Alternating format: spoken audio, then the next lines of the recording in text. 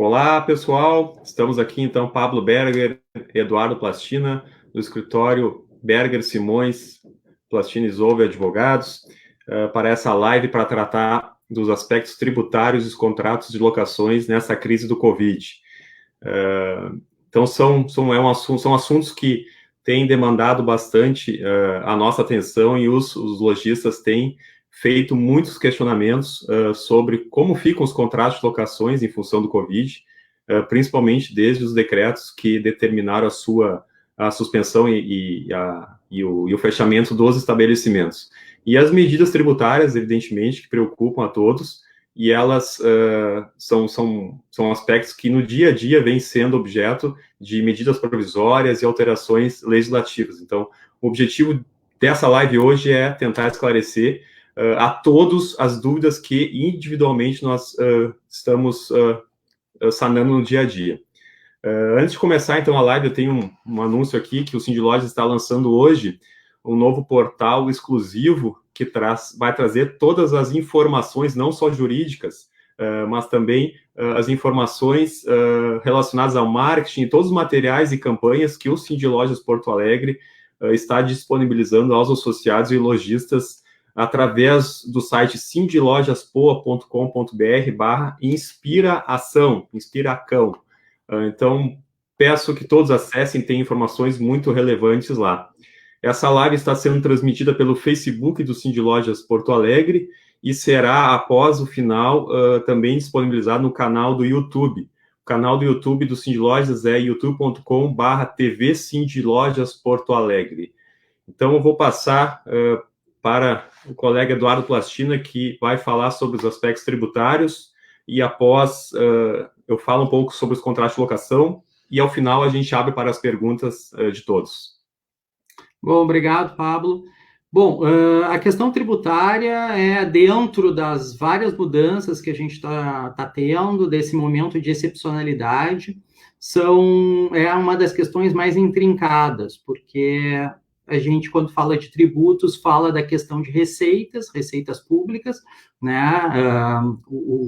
Os entes tributantes, seja Estado, União, enfim, precisam da tributação, inclusive para fazer frente aos gastos agora que estão aumentando intensamente com a questão da Covid-19, mas, ao mesmo tempo, as empresas precisam de caixa. Então, a questão dos tributos é muito relevante para definir a questão e facilitar a questão da gestão de caixa das empresas, principalmente das empresas varejistas, que estão sofrendo muito com relação ao fechamento do comércio, total ou parcial. Às vezes, alguns comércios funcionam com limitações, o Pablo vai mencionar sobre isso.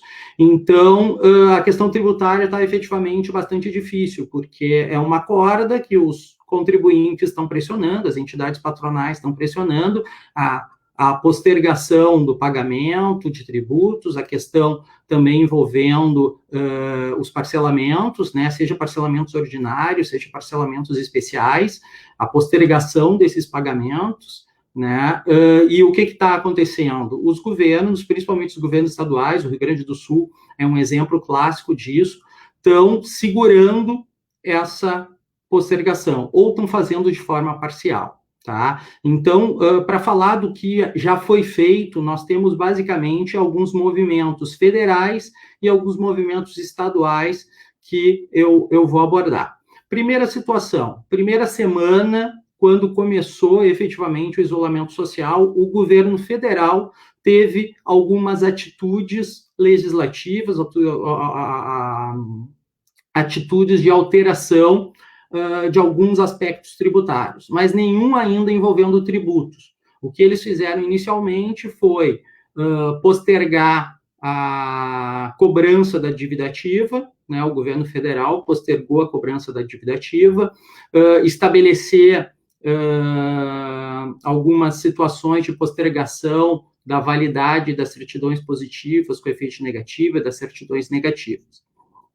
Aí, logo depois, o governo federal fez, através do Comitê Gestor do Simples Nacional, fez a postergação do pagamento dos tributos federais. E só na semana passada que nós tivemos, na sexta-feira da semana passada, a postergação do pagamento dos tributos estaduais, ICMS, e municipal, ISS-QN, dentro do Simples Nacional. Só que houve um descasamento. Por quê?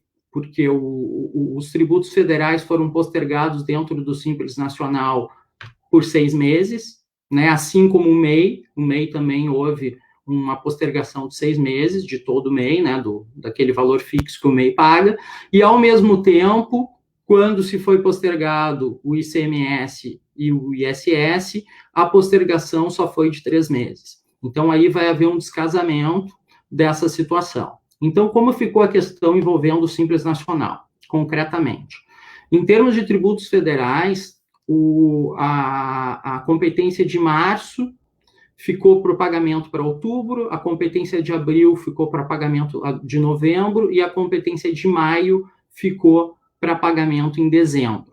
Então, o que vai acabar acontecendo? Em outubro, nós vamos ter o pagamento de março e de setembro.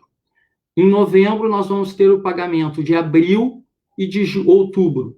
E em dezembro, nós vamos ter o pagamento da competência de maio e competência de novembro. Então, isso é um cuidado que tem que ser adotado, porque foram postergados, não foram exonerados. Então, as empresas, necessariamente, nesses meses finais, vão ter que pagar em duplicidade. Tá? Com relação ao ICMS e o ISS, a postergação foi de 3 meses. Então, o que vai acontecer? Março vai ser pago em julho, em agosto vai ser pago abril, e em maio vai ser pago em setembro. Então, a mesma coisa que acontece com a questão dos tributos federais, vai haver um pagamento em duplicidade. Em julho vai ser pago março e junho, em agosto vai ser pago abril e julho, e em setembro, finalmente, vai ser pago maio e agosto. Tá? E a MEI é o mesmo calendário do Simples Nacional de Tributos Federais, ou seja, o pagamento de março ficou para outubro, o pagamento de novembro ficou, de abril ficou para novembro e o pagamento de maio ficou para dezembro. Bom, isso é relacionado ao Simples Nacional, que foi efetivamente quem teve as alterações mais vantajosas, né, em termos de aproveitamento de caixa, ou seja, os tributos efetivamente foram bastante postergados. Agora, as empresas fora do Simples Nacional, empresas do lucro presumido, do lucro real, a situação foi e está bastante diferente. Primeiro, porque o governo federal postergou muito qualquer tipo de atitude, a ponto de que o próprio Sindlojas, tentando beneficiar os associados, entrou na justiça tentando obter uma medida liminar que postergasse os tributos federais, diferisse os tributos federais. Né? A liminar não foi concedida, nós estamos entrando com recurso, mas nesse meio tempo, o que aconteceu? Na sexta-feira passada, foi editada a portaria 139 do Ministério da Fazenda, que postergou o pagamento do PIS, da COFINS e da contribuição previdenciária para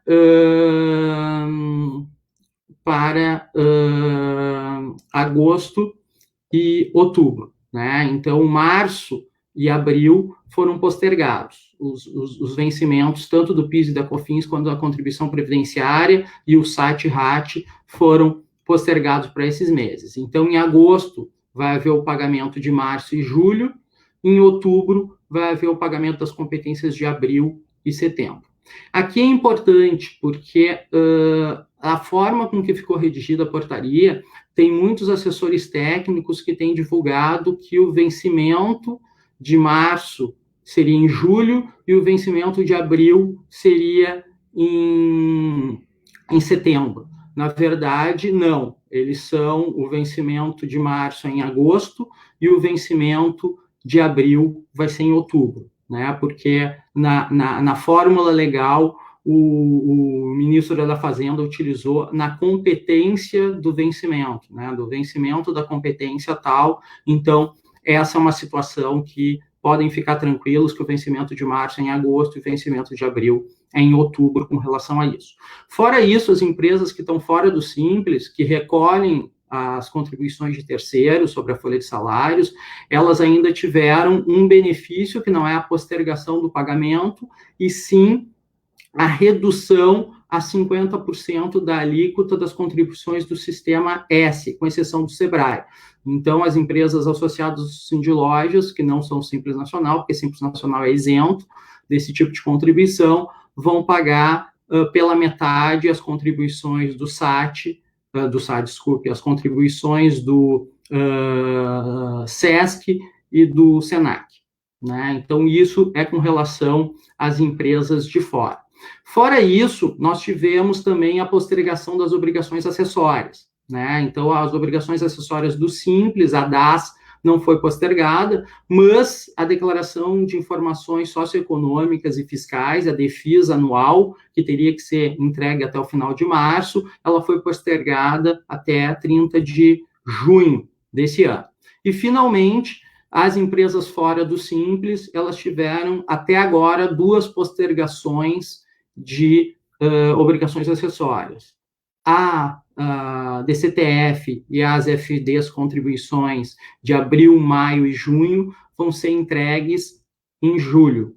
Né? Então, a DCTF vai ser entregue até o 15º dia útil de julho e a FD contribuições vai ser entregue, transmitida, tem que ser até o 10º dia útil de julho.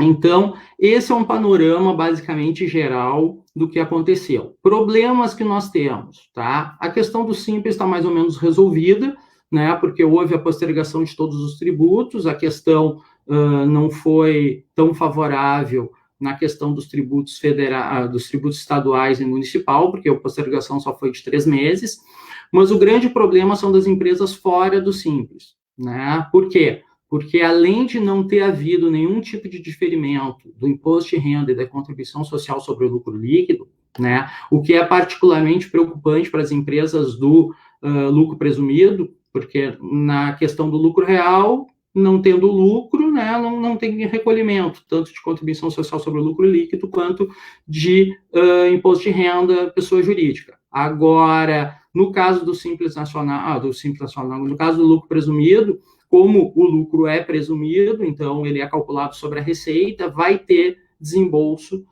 com certeza. E também nós não tivemos nenhum movimento com relação aos parcelamentos. Foi divulgado um parcelamento da PGFN, só que de débitos já inscritos em dívida ativa, o que não é o caso dos débitos mais recentes, eventualmente surgidos a partir da questão da Covid, e também não é a questão dos débitos que podem vir a surgir nos próximos meses em virtude do nítido e claro problema de caixa que o varejo e as demais empresas vão sofrer.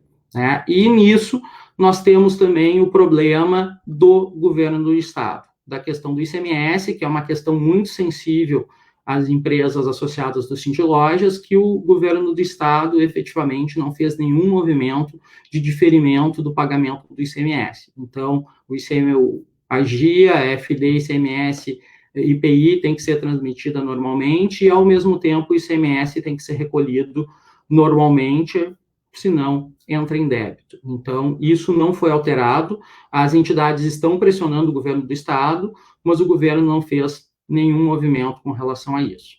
Tá? Eu acho que, em termos de panorama tributário, Pablo, eu acho que esse é o principal desenho, assim, um resumo que aborda todas as questões, né? E daqui a pouco, a partir das perguntas, a gente pode ir desdobrando algumas dessas situações. Sim, obrigado, Eduardo. Então, já temos algumas perguntas aqui que chegaram, e vamos deixar, então, para a parte final. E vou falar um pouquinho agora dessa segunda parte, que são a preocupação que os lojistas têm com o contrato de locação. E possivelmente, a demanda da área civil que a assessoria do Sindlojas mais tem enfrentado, é o questionamento efetivo dos locatários, lojistas, acerca da quais consequências, né, essa crise pode acarretar nos seus contratos de locação. Antes de falar um pouquinho mais da parte específica de Porto Alegre e os seus decretos aqui, é importante mencionar que existe aqui na legislação brasileira poucas e vagas expressões, né, para momentos como esse que a gente está vivendo, né, que até o governo tipifica como uma época de guerra, né? Então, O que mais se assemelha, assim, à aplicação nos contratos seria um instituto chamado força maior, né? Então, até quem não é advogado tem ouvido falar bastante nisso nos jornais e telejornais. A força maior seria a ocorrência de um fato que não tem nenhum tipo de participação ou antecipação, uma previsão das partes que fizeram o contrato. Então, evidentemente que quem assinou um contrato de locação por 5, 10, 15, 20 anos, não previa que no meio da sua vigência pudesse surgir um efeito como o que está ocorrendo, uma pandemia, que teria consequências realmente nefastas e muito difíceis de serem enfrentadas por ambas as partes. Não é só o locatário, o lojista que está enfrentando, com certeza o locador também está enfrentando. O que traz de consequências jurídicas a aplicação do instituto como a força maior? Ele traz a possibilidade de uma rediscussão, uma negociação, utilizando os princípios que o próprio Código Civil estabelece como os vetores, né, nos contratos, como a boa-fé, possibilita uma negociação para tentar tornar o contrato real ao que está acontecendo no dia de hoje. Então, não quer dizer que a obrigação não vai ter que ser paga, que o aluguel não vai ser pago, que o contrato simplesmente não existiu. Não é essa a aplicação. Mas sim se discutir que eventuais penalidades, por exemplo, no caso de uma rescisão do contrato de locação, que há algumas penalidades, né? E essa rescisão ela foi ocasionada efetivamente por uma necessidade de fechamento da loja, definitivamente pela ocorrência dos decretos de fechamento de estabelecimentos. Então, as penalidades por esse fechamento poderiam ser debatidas à luz desse instituto, né? Mas os eventuais locativos que foram contratados do passado, que porventura não tivessem adimplidos, essa é uma discussão que não poderia acontecer. Trazendo, então, essa interpretação um pouco mais ampliativa, até porque muitos lojistas, né, Plastina, eles querem algumas respostas um pouco mais específicas e concretas para um momento que ninguém tem a resposta, né? A legislação não tem a resposta, o judiciário não tem a resposta. Né? Não tem, exatamente. Eu pergunto, mas como é que o judiciário se posicionou no passado, né? Nós não temos uma crise semelhante dessa, né? Então, até hoje não surgiu. Talvez em aspectos contratuais, na matéria civil, a crise que houve debate sobre a aplicação de força maior foi aquela subida inesperada do dólar em 1999, que o judiciário acabou entendendo, dizendo, olha, não é um fato totalmente imprevisível que o dólar suba, mas eu vou fazer uma aplicação aqui numa mediana e vamos dividir o prejuízo entre o contratante e o contratado. Então, o último precedente que nós temos que é totalmente diferente da situação de saúde que estamos vivenciando. Então, até para deixar mais tranquilos, né, os lojistas, Plastina, nós não temos a resposta, decisões judiciais muito poucas ainda, não temos nenhum posicionamento definitivo, né, a essas perguntas. E é interessante, desculpe te interromper rapidinho, embora o sistema de referência entre o direito civil e imobiliário e o direito tributário seja diferente, a gente está passando por uma situação muito próxima a essa. O que acontece?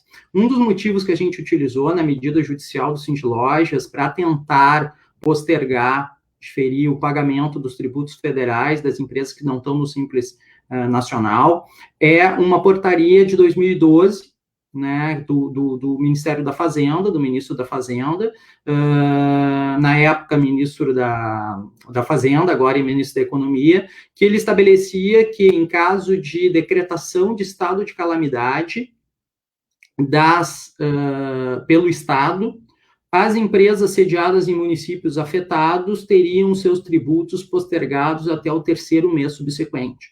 Então, é uma norma extremamente clara com relação à aplicabilidade, ela não condiciona, efetivamente ela foi criada num outro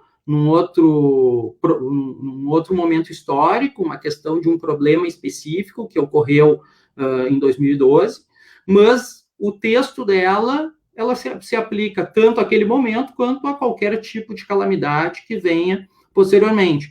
E o judiciário tem interpretado, alguns juízes estão interpretando que efetivamente essa portaria se aplica o que está o texto, então se aplica a questão da calamidade pública do Covid, né? E outros juízes, como o que decidiu em primeiro grau a questão do Sindlojas, ele disse que não, foi em outro momento histórico, então não se aplica a calamidade ampla que foi decretada agora. Não concordamos com essa interpretação, porque, né, a questão do texto, o texto é inequívoco, né, a questão de interpretação histórica há muito tempo já foi afastada na questão do direito, mas é um exemplo que, mesmo tendo um texto normativo por autoridade competente, que é abarcado nessa situação, estaria abarcando essa situação de forma tranquila, o próprio judiciário está com decisões dos dois lados, e tem vários juízes defendendo que não se aplica porque foi um outro momento histórico e um outro contexto, né? Isso aí é interessante. Com certeza. Até direito civil vai se socorrer também de uma interpretação tributária, porque pela completa inexistência de precedentes nesse sentido, né? Então, voltando à questão dos contratos de locação, né? Eu estava falando da força maior e como que ela poderia ser aplicada, né, aos contratos de locação. Então, Porto Alegre, né, especificamente, o questionamento começa a surgir na noite do dia 17 de março, quando a Prefeitura Municipal edita um decreto e publica no dia 18, proibindo a abertura dos shopping centers, né? Então, a gente sabe que muitos lojistas e entram em contato conosco também, associados de lojas, estavam aflitos, né, sobre qual a postura que eles deveriam adotar em relação ao contrato de locação, né? E os shoppings, através da Associação Brasileira de Shopping Centers, já no dia 23, poucos dias depois, já divulgou uma nota no sentido de que os shoppings deveriam promover a suspensão da cobrança do aluguel enquanto as lojas estiverem fechadas, né? Uma redução do fundo de promoção e também uma redução, mas manutenção da cobrança do condomínio, né? Então, a própria entidade aí que congrega os shoppings recomendou. Qual é a interpretação, né, que alguns shoppings estão dando? Eles estão postergando essa cobrança para um momento futuro, tá? Então, é uma discussão que ainda vai surgir, né? Publiquei um artigo há pouco no LinkedIn, depois nós vamos publicar também nas mídias de lojas sobre essa questão da edição dos decretos e as consequências dos contratos de locação. Mas em relação a shopping center, então, o próprio indicativo, e me parece bom senso mesmo, vai acabar acarretando a suspensão dos contratos de locação enquanto houver decreto determinando o fechamento, ou no caso de lojista de shopping center, o fechamento do shopping center, ou no caso de comércio de rua, o próprio fechamento da atividade para a qual o lojista tenha contratado, né? Então, em Porto Alegre, nós temos o decreto, então, do fechamento dos shoppings vigindo desde o dia 18 de março, e em relação ao comércio de rua, desde o dia 21, no sábado, dia 21 de março. Então, qual é a nossa interpretação? E a gente começa a ver decisões judiciais nesse sentido, né? De que enquanto há uma publicação, o poder público está vedando a abertura do comércio, seja em shopping center, seja em comércio de rua, a interpretação é que ou o contrato de locação ele passa a ser suspenso em relação ao locativo, tá? Ou há uma redução drástica, tá? Tem uma pergunta aqui que já chegou nos comentários do Facebook, perguntando se existe alguma jurisprudência já sobre a suspensão do aluguel no período em que a loja esteja fechada. Nós estamos mapeando o Brasil inteiro, tá? Pena que não mandaram o nome aqui, mas há jurisprudência sim, nós temos mais de uma dezena de decisões pelo Brasil inteiro, né? São Paulo, até pelo volume de shopping centers e lojas, é onde a maioria das decisões está se concentrando, mas as decisões, elas estão partindo de um princípio muito semelhante ao que eu expus nesse texto e venho expondo já desde a primeira live, que foi lá no dia 18 ou 19 de março, né? Que há essa suspensão do contrato de locação. Não quer dizer que o contrato de locação não vai ser pago na integralidade, não é isso que eu estou dizendo. Por exemplo, o lojista de shopping, ele tem interesse que o condomínio seja pago para que a própria segurança das suas instalações seja mantida. Então, me parece que a locação ela passa a ter suspensa em março, por exemplo, em Porto Alegre, a partir do dia 17, mas outros encargos que são do próprio contrato de locação, eles não ficam suspensos de forma integral. Então, tem que ter muito cuidado com isso. Assim, essa é uma pergunta bem recorrente, né? Me parece que os shoppings não vão cobrar o locativo nesse período, mas outros encargos aí me parece que vão cobrar, e as decisões judiciais que existem, elas não têm afastado essa cobrança, com esse fundamento de que a segurança, enfim, a limpeza é próprio interesse do próprio lojista locatário. Algumas decisões também, elas reduzem o locativo, né? Então, alguns lojistas pediram, nesse caso da redução do locativo, é uma decisão do Distrito Federal, para 10% locativo, e o judiciário fixou em 30% locativo. Né? Em relação a shopping também, tem decisões que reduzem ou afastam a aplicação do aluguel mínimo e passam a somente ter o aluguel pelo faturamento, o percentual pelo faturamento, que me parece uma decisão bem sensata no momento que o lojista passar a faturar, ele passa a pagar, então, também o aluguel.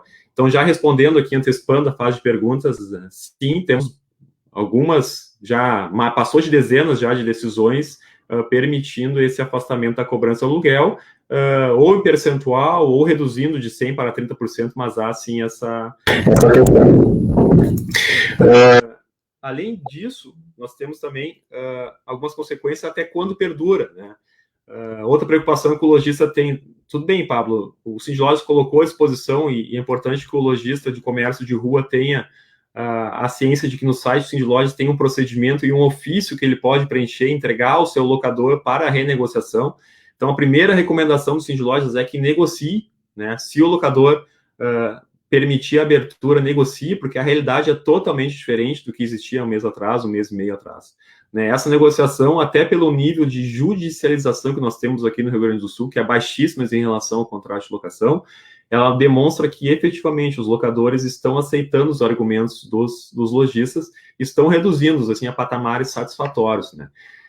Mas caso o lojista tenha lançado mão desse ofício que o Sindlojas colocou à disposição no seu site, e mesmo assim o locador não queira ou não aceite reduzir nada o locativo, peço, por favor, o lojista associado ao Sindlojas que entre em contato com a assessoria jurídica para que a gente possa analisar caso a caso e promover aí alguma medida que possa realmente beneficiar o lojista nessa situação, que é uma situação, como o nome próprio diz, é uma situação de guerra, de uma pandemia. Né? Então, é importante que o lojista tenha a compreensão de que é um momento excepcional, que não vão haver respostas na legislação ou na jurisprudência, nas decisões judiciais as suas perguntas. Né? O que nós estamos interpretando é buscar um meio termo, um bom senso para buscando uma solução que possa ter todos os interesses envolvidos aqui, não somente do lojista também.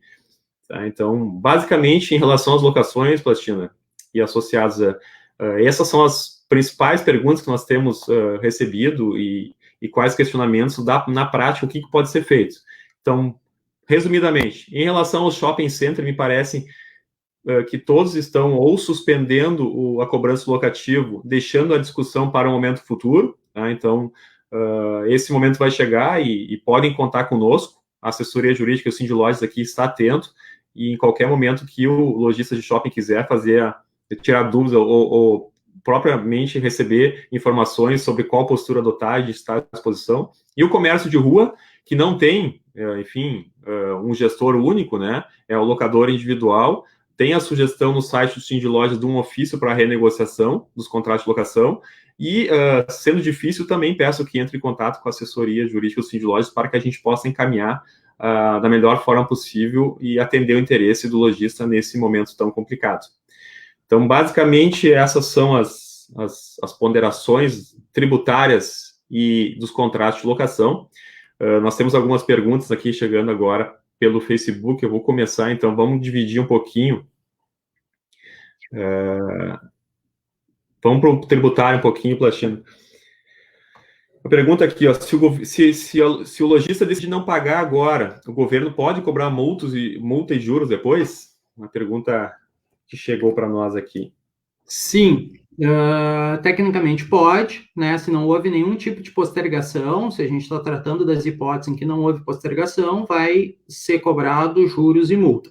O que pode acontecer, e a gente já entra numa parte que possivelmente já tem perguntas, é a questão de parcelamento, tá? O que acontece? Há vários pedidos pelas entidades patronais nacionais que seja liberado algum tipo de parcelamento especial, né, principalmente de tributos federais, um refis, enfim, Só que ainda, obviamente, não foi editado nada ainda. Nós temos esperança que venha a ser editado, e aí, de repente, com perdão de multa, perdão de juros, que venha um parcelamento que tenha esse perfil, ou eventualmente que mesmo não havendo parcelamento, venha alguma legislação que perdoe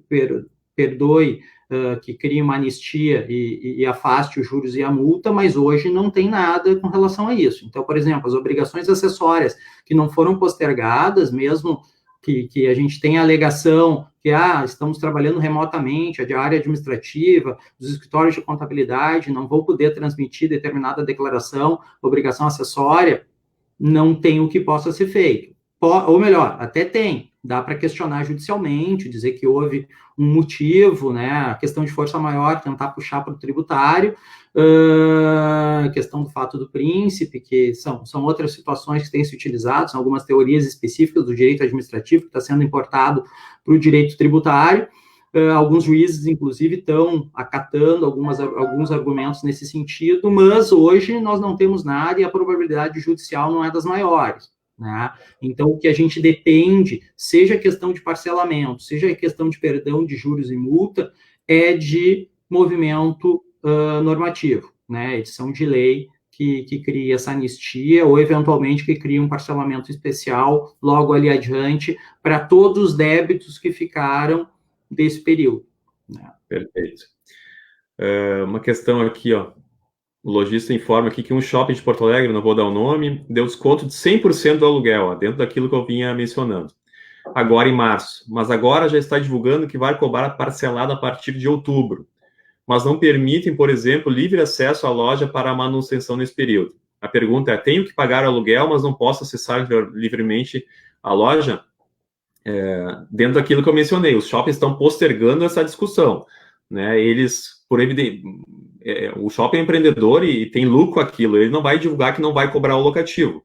O que os shoppings estão fazendo é postergar, neste caso aqui do shopping de Porto Alegre, postergar para outubro a discussão. Então, me parece que não está sendo cobrado o locativo, nesse questionamento aqui, mas o acesso à loja é uma questão administrativa que, por decreto, se a loja mesmo está dentro daquelas atividades autorizadas a fazer teleentrega ou takeaway, o lojista me parece que tem direito a acessá-la sim, tá? Independente da cobrança do aluguel. O fato do shopping não estar cobrando aluguel, mas está cobrando outros encargos, não lhe permite vedar o ingresso na loja. Né? Então, isso é importante e tem que ver com calma, porque tem outros shoppings que eu sei que está permitido o ingresso pelos lojistas para fazer esse serviço de teleentrega e takeaway aí, em cumprimento ao decreto municipal. Vamos para uma pergunta tributária agora. Se tem diferença de uma empresa optante pelo Simples para as medidas tributárias anunciadas até hoje?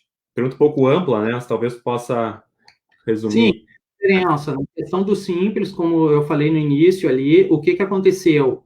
O Simples, ele teve uma abrangência total de diferimento, de postergação do pagamento. Né? Ao contrário, por exemplo, do lucro presumido e do lucro real, em que o imposto de renda, contribuição social sobre o lucro líquido, IPI, ICMS não foi adiado. No caso do Simples, todos os tributos que estão abrangidos no Simples foram adiados. Só que há uma diferença só de tempo. No caso dos tributos federais do Simples Nacional, o adiamento foi de 6 meses. Então, a competência de março, né, ficou para outubro, a competência de abril ficou para novembro, a competência de dezembro ficou para maio. E no caso do ICMS, né, e do ISS, mas o ICMS que é mais relevante para o setor de comércio, a postergação foi só de 3 meses, não foi de 6 meses. Então, a competência de março vai ser paga em julho, a competência de abril vai ser paga em julho, ou melhor, em agosto, desculpe, e a competência de maio vai ser paga em setembro. Então, efetivamente, a questão do Simples, se houve um fechamento um pouco melhor, porque todos os tributos estão abrangidos nessa dilação. Né? Perfeito. Então, a Mara faz uma pergunta aqui. Ó. Existe a possibilidade do governo lançar algum projeto de suspensão ou redução de aluguel do comércio em geral? Sim, Mara, existem algumas medidas legislativas em tramitação. Né? Tem uma que é do senador Anastasia, que foi votado na última sexta-feira, e ela previa algumas restrições à cobrança do aluguel. Tá? O que nós temos efetivamente é que esse artigo que foi, que disciplinou a não cobrança do aluguel por um período, tá? Ele foi retirado do projeto final que foi aprovado na sexta-feira. O que existe hoje é esse projeto em tramitação acelerada no Congresso, e ele traz, por exemplo, uma medida que é o impedimento do despejo por falta de pagamento nesse período da crise do Covid. Né? E esse impedimento vai até pelo menos o mês de outubro. Então, se eventualmente o lojista não efetuasse o pagamento, ele não poderia ser despejado da sua loja pelo menos até outubro, né? Então, mas essa é uma legislação que não está aprovada ainda, mas está bem acelerada. Ela foi proposta há 15 dias atrás, na sexta-feira já foi aprovada no Senado e já está a caminho do Congresso. Então, a gente está acompanhando todos os projetos que existem e assim que for aprovado, qualquer medida que possa gerar impacto nas locações, nós vamos comunicar através das mídias do Sindilojas. Em relação ao plastino tributário, a pergunta aqui, em relação ao INSS, ele tem algum tratamento específico, as contribuições de INSS, ou ele entra na vala dos demais tributos? Sim, o que aconteceu? No Simples Nacional, só é pago a CPP, né, que é a contribuição previdenciária patronal, que é o equivalente aos 20% sobre a folha de salários, mas que, na verdade, é um valor percentual, no caso do Simples, sobre o faturamento, sobre a receita bruta. Esse entra dentro da vala dos tributos federais, ou seja, ele foi postergado junto com os demais tributos federais para as empresas do Simples Nacional por 6 meses. Né? Nos próximos, nas 3 competências, competência de março, abril e maio. No caso de empresas fora do Simples Nacional, nós tivemos 2 movimentos. Né? O primeiro movimento foi a postergação do pagamento da contribuição previdenciária de 20% e do SAT-RAT, né? Que houve a postergação desse pagamento, que ficou junto com o PIS e a COFINS, ficou para agosto e outubro, né? Então, a competência de março ficou para agosto e a competência de abril ficou para outubro. Em maio, ainda nós não temos nenhum tipo de postergação, a competência de maio, por enquanto só tem essas 2 competências. E com relação às contribuições do Sistema S, né, houve não uma postergação de pagamento, e sim houve uma redução de alíquota, redução de 50%. Né? Então, o SESC e o SENAC foram reduzidos em 50%, o SEBRAE não foi reduzido, mas aí o governo fez uma outra norma que não afeta o contribuinte, direcionando uma parte, 50% da receita auferida pelo SEBRAE para uma despesa específica. Perfeito. Então, a Daiane que faz uma pergunta sobre o comércio de rua. Ela diz aqui, em primeiro contato que tive com a imobiliária, me disseram que iria falar com a proprietária para o aluguel que vence em maio, contudo, deveria pagar integral o mês de abril. Considerando que a partir do dia 21 as lojas já estavam fechadas, deveríamos questionar esses dias fechados do mês de março? Sim, Daiane, sim. Nosso entendimento, a partir do decreto de fechamento do comércio de rua também do dia 21 de março, a partir da possibilidade de exercer o comércio, sim, deve ser feita uma negociação com o proprietário para que ele isente a partir do dia 21 essa cobrança. Tá? Me parece que sim. O ofício do Sindilojas, que está no site, ele traz essa possibilidade. Tá bem? Mais uma pergunta aqui. O Cândido faz uma pergunta sobre uma questão de negociação coletiva. Ele diz aqui, em caso de loja de shopping center isentar o aluguel, pouco resolve. O condomínio é o valor mais alto. E não se compara custo para o shopping de condomínio estando aberto ou não. Ele pergunta aqui, não caberia uma ação de negociação coletiva? Caberia uma negociação coletiva, o Sindilojas está atento, né? Até é importante que o Cândido possa nos informar depois qual é o shopping. O Sindilojas está atento, como eu disse, os shoppings de Porto Alegre estão sendo sensíveis a esse momento. Aquele que não for, é importante a gente ter conhecimento para que a gente possa, sim, conversar com seus gestores e tentar chegar a um entendimento que possa ser interessante aos lojistas. Por favor, Cândido. Vamos ver uma pergunta tributária aqui. Sobre o ICMS para ti, Plastina. A previsão de parcelamento do ICMS? A questão do parcelamento do ICMS, houve, pelos estados, uma solicitação de autorização pelo CONFAS, alguns estados fizeram essa solicitação de autorização de criação de parcelamento especial, e até de postergação das parcelas dos parcelamentos especiais vigentes, e o CONFAS não autorizou, né? 3 estados não concordaram, não autorizou. Então, a gente, por enquanto, não tem por cenário que aqui os parcelamentos existentes de ICMS, os especiais, sejam postergados, né, as parcelas, ou que, eventualmente, seja criado um parcelamento especial, porque precisa de autorização do CONFAS, e o CONFAS não autorizou. Por sua vez, o que o governo do estado poderia fazer, mas que a gente ainda não tem nenhum tipo de sinalização, pelo contrário, os comentários que têm vindo, principalmente da Secretaria da Fazenda, que não vai ser feito, é uma postergação da quitação dos parcelamentos ordinários, ou seja, uma postergação do pagamento das parcelas, e isso até agora não teve nenhum movimento, como não teve um movimento explícito do Estado, né? O Estado fez algumas medidas administrativas, só de não protesto da dívida ativa, de renovação de alguns regimes especiais que estavam vencendo durante esses 2, 3 meses, só que não houve nenhuma sinalização de postergação do ICMS, embora as entidades sindicais e patronais, né, estejam fazendo bastante pressão com relação a isso. Essa pergunta da linha aqui, Platina. Essa redução do Sesc Senac, ele vai ser automático no E-Social? Pergunta. Vai ser automático. Deixa eu ver aqui. Então, acho que respondemos todas.